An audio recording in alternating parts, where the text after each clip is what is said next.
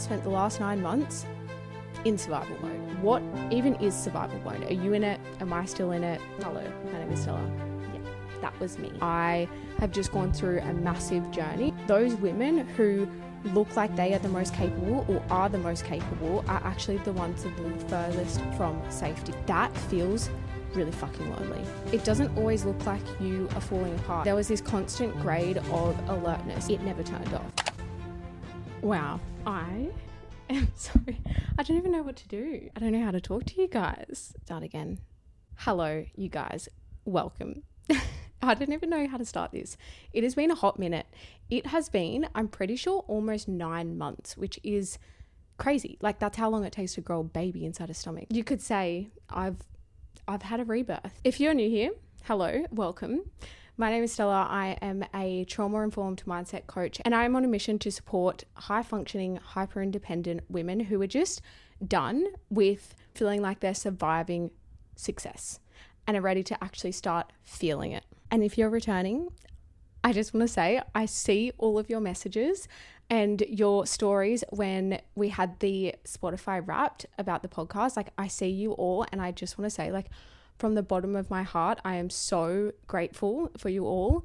I'm so just like, I think along the last 9 months, like having you girls message me and say like, when's the podcast coming back? And, you know, it really reminded me in moments where like those messages all came at moments where I really needed them and reminded me that my voice is something unique and it does impact you guys and it is heard. And I think it's a weird thing because I'm sitting here by myself, literally in my bed, and you forget that there is other people on the other side of this listening.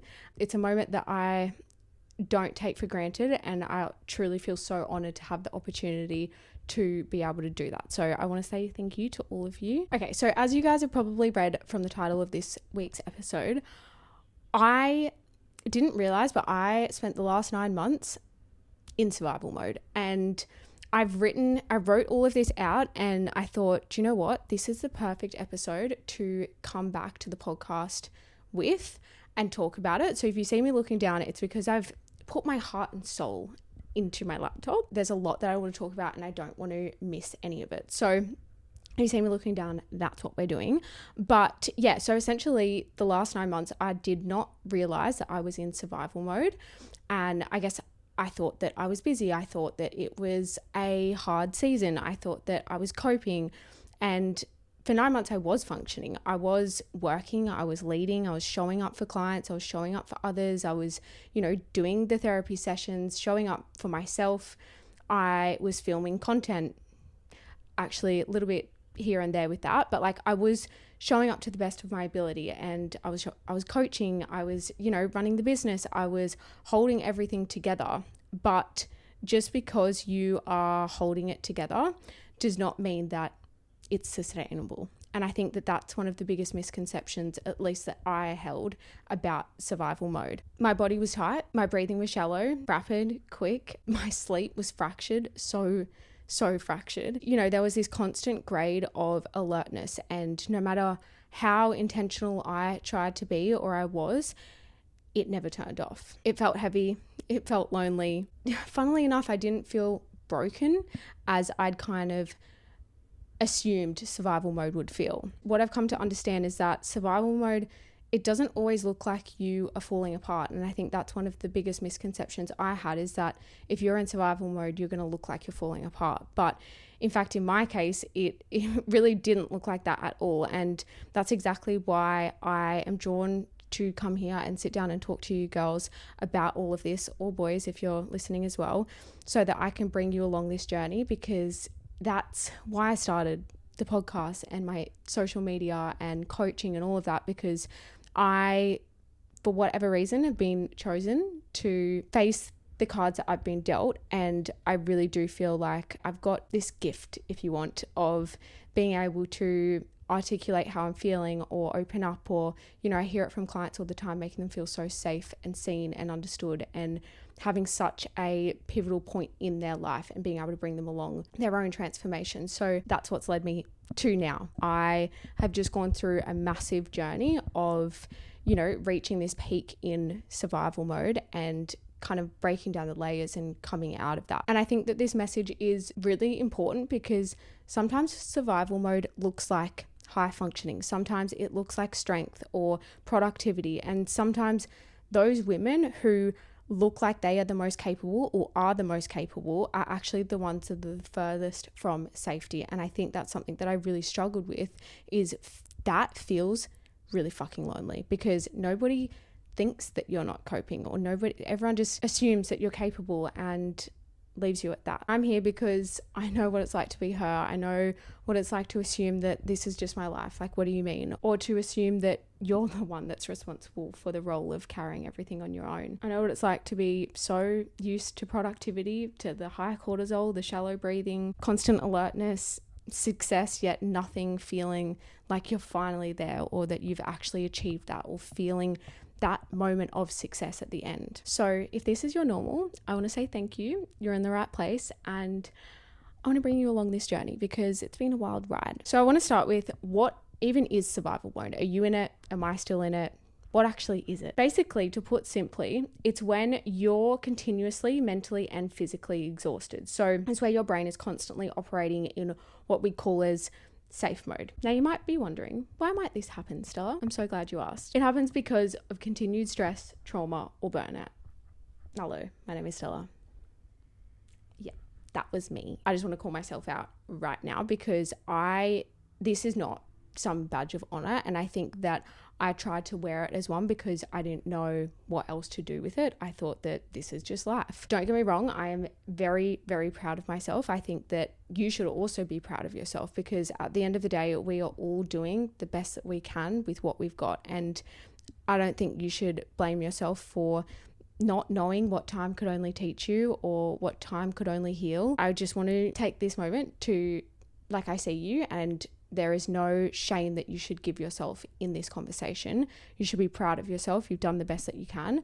But just because it's the best that you can do, it doesn't mean that it's sustainable or that you can't learn and then do different. I think that we see so many people projecting in a way that feels like this hustle or productivity or, insert your thing is some kind of badge of honor that we should be wearing. But what I've started, I guess, questioning is, what if the thing that all of those people actually need is just safety? Just for someone to see that they're just actually operating in survival mode. Survival mode is like being reactive to life constantly. And I think when I initially heard or hear the word reactive, I think of this like emotional reactive state, like yelling or crying or, insert your thing. But I don't mean it in that way. I mean it more so in a sense of you're in this constant fight to get through the day rather than feeling proactive about planning. And you know what the result or symptoms of living in this constant survival mode is? It's that severe fatigue, the anxiety, a constant fight or flight response, not having the energy to actually make decisions, leaving things to pile on top of each other, or, productivity hiding the collapse that actually lies underneath. Okay, now if we break this down, there are two parts that actually make up our nervous system. There's the parasympathetic and the sympathetic nervous system. So the parasympathetic nervous system is the one that's responsible for rest and digest. So it slows down your heart rate, it reduces your blood pressure, it helps with digestion, recovery, energy, that sort of thing. And then our sympathetic nervous system, this is what manages our fight or flight. So how we respond in, a bear was chasing you, you'd switch into your sympathetic nervous system, and that essentially acts in a way that increases your heart rate, it increases your blood pressure, alertness during stress, those sort of things. So when we're stuck in survival mode, our sympathetic nervous system is the one that's more dominant. Guys, I literally put my phone on do not disturb, and I put it on so that nobody can disturb me, and my sister presses notify anyway for an outfit for her to drive in the car. Love you, queen, if you're listening, which probably not. So yes, when we're in that sympathetic nervous system, the consequence of that is we're not digesting properly, we're not recovering, our energy consumption, like all of these things are not working in a way that's optimal for a sustainable way of living. I want to ask you a question. When you hear the word hypervigilance or survival mode, do you immediately couple it with panic? Because if you're anything like me, that's what I used to do.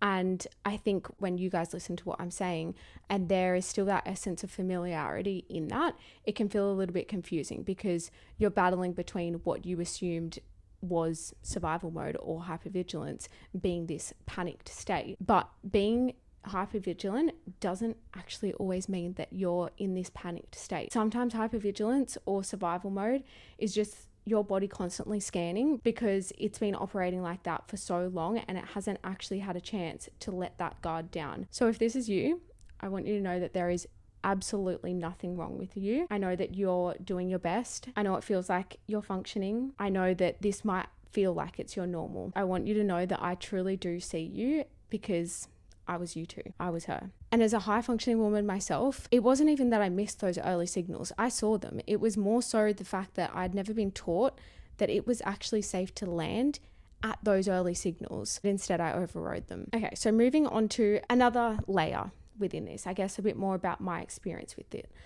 Basically, there'd been some events that really destabilized me and my sense of safety. You know, the events where your body responds with this tightness in your chest that almost feels non-consensual, like somebody has violated your body, and without even realizing that response somehow merges into your every single life. It becomes your new state of normal, as if somebody is constantly holding a weight on your chest. Or those events where it results in this shallow breathing, and at some point along the way you've had this vague realization that you no longer know how to take a deep breath, or even when the last one you took was. That constant readiness, productivity that masks this deep internal collapse. I know if you're still here with me and you're listening that this is probably familiar. You can probably relate, and I just want to say I'm really sorry that you've experienced this and this is where you're at. You never deserved this. You never deserved to be operating or functioning in this survival mode. But just because it is your normal does not mean that it's sustainable or you have to stay there. As you guys know, what happened to you is not your fault, but who you become is entirely your responsibility. And it's only upon reflection that, and a lot of therapy, that I'm able to come here now and talk about this the way that I can. So that response that our bodies have during those destabilizing moments, although it can feel really stressful, or looking back, seeing that that's the way that we've responded and we're just now stuck like that, while that can feel really stressful, there's actually something really reassuring within that, because essentially what is happening is our bodies keep score. So that response that we have during the destabilizing moments, you know, the ones that are like the tight chest, the shallow breathing, insert your thing. This is purely because your body has registered it and been like, I've seen this moment before. And it's like a little alarm clock goes off in your body. And that alarm clock is there to trigger another part of your body to send signals in an attempt to communicate to your brain. And basically those signals are just trying to communicate, hey, we've been here before, this isn't safe, let's click into the right gear that's going to protect us and keep us safe. And then that's when we respond in whatever way we learnt to when we were first exposed to that version of destabilization. So for me, when I heard this or learnt this, I found it really reassuring, because it's almost like evidence to trust yourself. Because if you think about it, your body has learnt and retained that information and that way of responding, and it's stored it in a part of your brain, and it's responded so quickly that it feels non-consensual or immediate or uncontrollable. But it's not your body failing or malfunctioning. It's just your body protecting you, and that is intelligence. And that is the part that I want you to hold on to and remember. Your body is intelligent. Use that as evidence to trust yourself. You guys have probably heard me talk about patterns. We repeat what we don't repair. So this is coping mechanisms that we've developed in order to keep us safe, or environments that we grew familiar to that we subconsciously keep attracting. Whatever your patterns are, remember this. We repeat what we don't repair. And I had heard this so many times, but what I was missing is that with new levels come new devils. So there's phases in healing that we go through, and you can only process or heal or repair whatever you have the capacity to do. So that's the part that I kept missing. I kept thinking, I've worked through this pattern. Why is it coming back up? Like, what could I possibly have to continue to repair this pattern? And I don't want to jinx it. And God, if you're listening to me, please don't jinx me. But I really do feel like I've broken it. I feel like I've repaired what I was repeating. So awareness precedes change.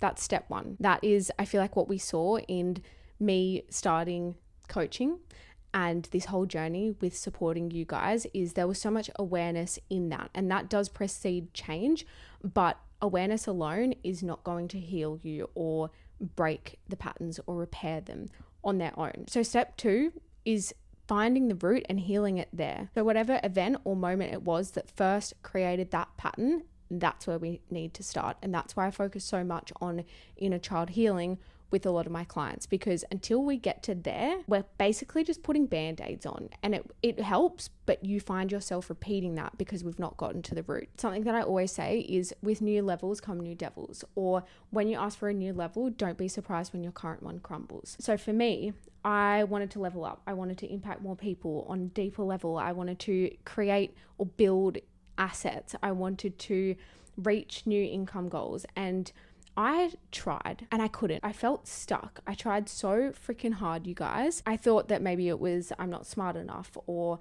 I needed more logic or more education, but it wasn't any of these things at all.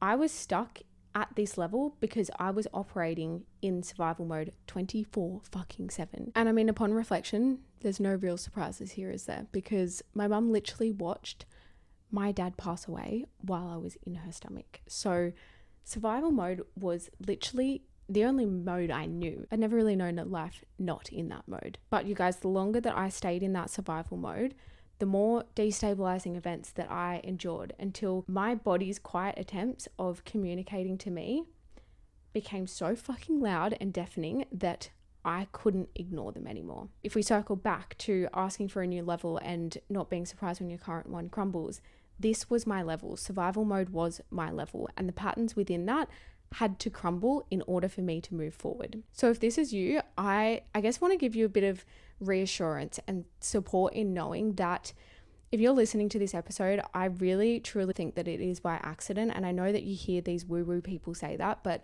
truly, you wouldn't be hearing this if you weren't meant to. You would have just skipped past it. It wouldn't have appealed to you. It wouldn't have spoken to you. You probably would have come back to it at a point where you did have this capacity or the tools or the support around you to then take this on. You're hearing this for a reason. And if it feels like you just keep ending up in the same situations, or you're stuck in this stressful survival mode that has become your new normal and you're frustrated with it, or it feels like life is crumbling, I will hope that you hear this episode now and me talking what I'm talking about and feel reassurance in knowing that it has to crumble in order for you to get the life that you want. And sometimes getting that life means losing everything that you thought that you knew, or your values, your life, the people in it, everything being challenged, and you just have to trust that you're ready for it. Okay, so moving on to the patterns within this level of survival mode that I was experiencing, I want to talk about what they were. I always identified it as the strong one, and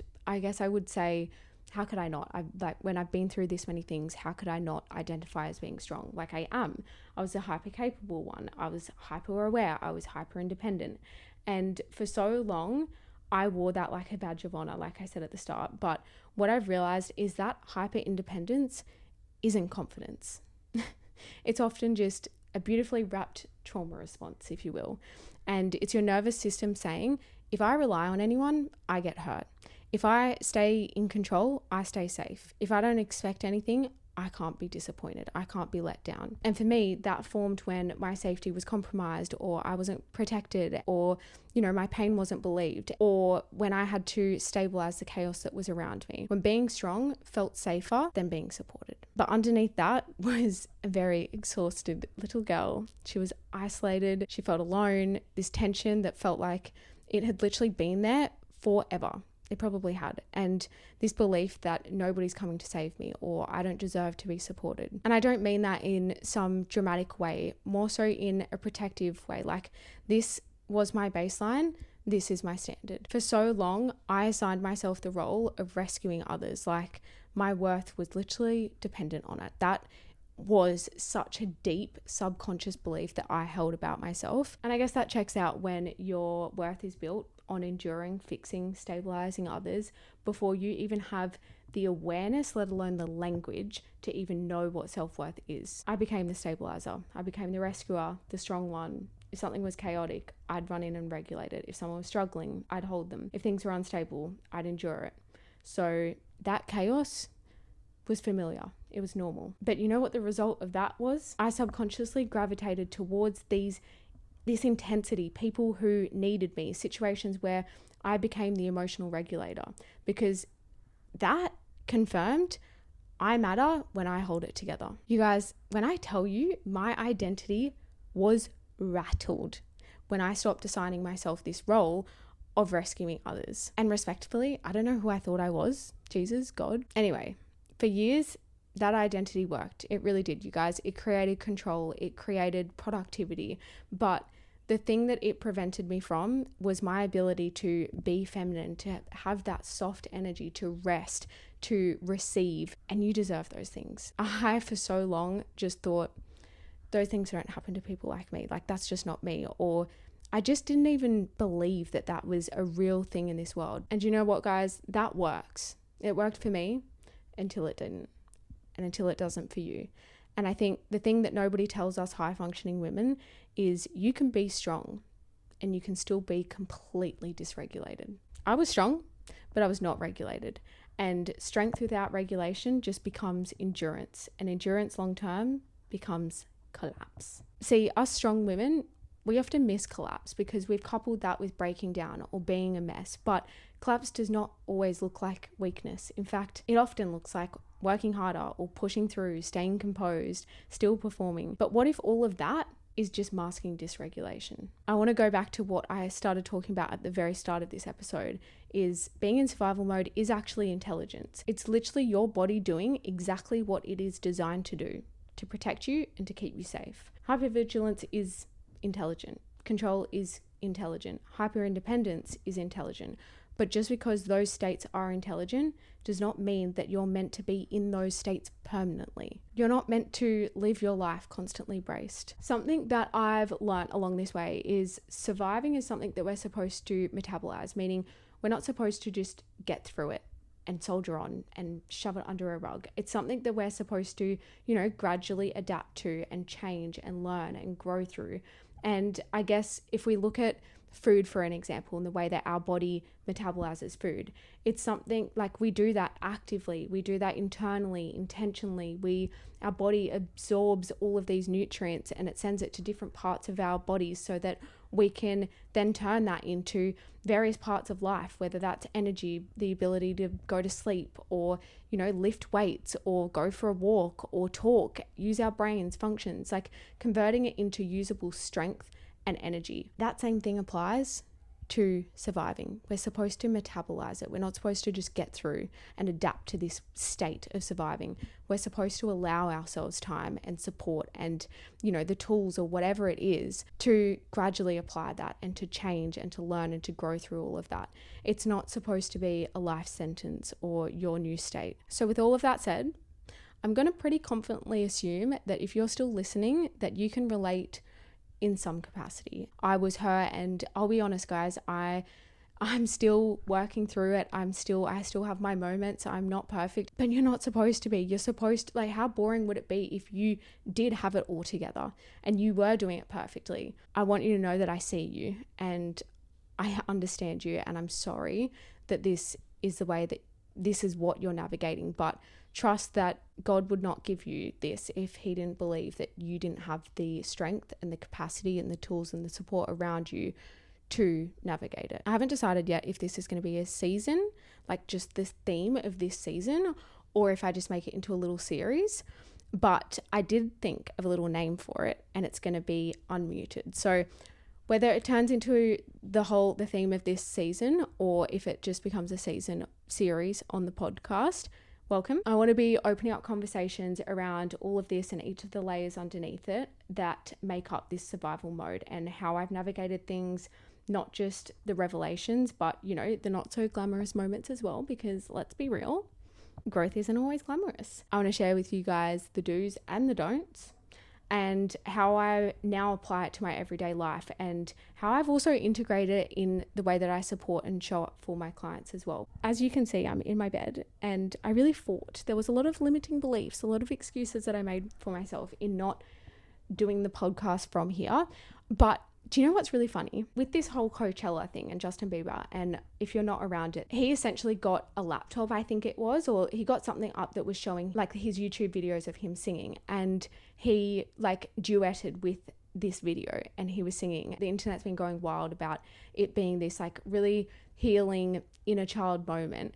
And it reminded me of when I was younger, I wanted to be a famous singer, and long story short, gave up on that career, obviously.